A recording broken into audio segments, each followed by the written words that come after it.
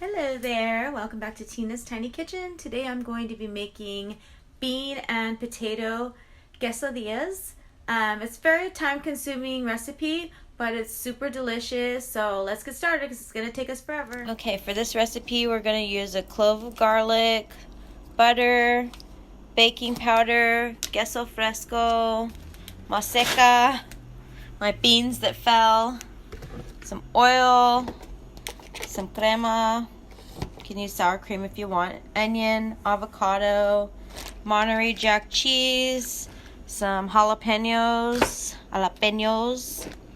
some olives, salt, my salt looks terrible, and potatoes. So I'm going to do 2 cups of beans, and I'm going to wash them and pick out all the little rocks, the little gross beans that don't belong in there. So wash them real good. And then over here I have chopped onion. I did like 2 tablespoons.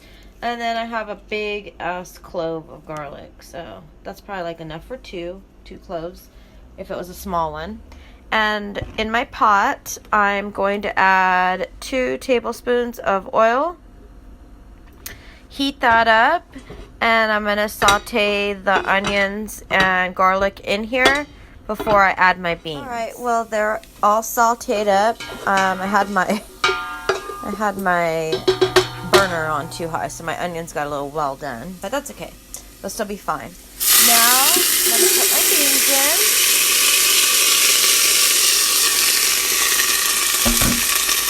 Loud.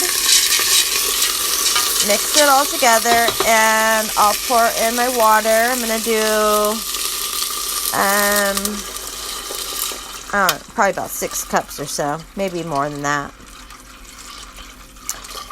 And I'm gonna put more. I can't do it with my one hand. And I'm gonna do like a teaspoon. No, I'll do a tablespoon of salt. This is not my bean recipe in general. I'm just doing this recipe for the quesadillas, strictly. I have another bean recipe, so don't worry about my onions. They're not burnt. It's because they're purple. Here's the rest of my water. So I'm going to bring my water to a boil, and once it comes to a boil, I'm going to cover it and cook it for about 2 hours. 2 to 3 hours before they're done, before that part's done. So my beans are still boiling away, and so I started to get other things ready. I shredded my cheese, I chopped up my potatoes, I cut up some onion, I'm going to put that in my potatoes, and I cut up my avocado. One of my avocados was turning black. I shouldn't have put that on the top because I had pretty pieces on the bottom. For my tortilla maker, I got a large plastic bag, and I'm gonna just circle this and cut it out so that way it can protect my tortilla warmer so my masa won't stick. So that's what I'm doing. Okay, to boiling water, I'm going to add my potatoes and cook those till they're soft. I'm gonna put some salt in there, putting like a teaspoon of salt, and then over here in this bowl I'm going to add my 2 cups of masa. I'm going to add 3 tablespoons of flour. Then I'm going to add a teaspoon of baking powder. And get my oil. I'm going to add 1 to 2 teaspoons of oil. Or tablespoons. We'll see how much I need. And then I've got warm water right here. I have 2 cups. We'll see how much I need of this. I'll do about a cup for now, and then I'm going to knead it together. So I kneaded it all together. I'm going to let it rest for about 30 minutes. My beans are done. I'm going to get ready to work on those. And I'm still boiling over here. So in the pan, with a little bit of oil, you're going to saute your onions and your garlic.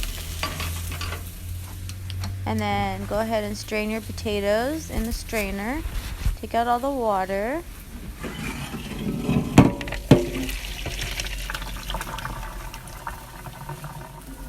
Now once all the water has been strained out, you're going to put the potatoes in with the onions and garlic.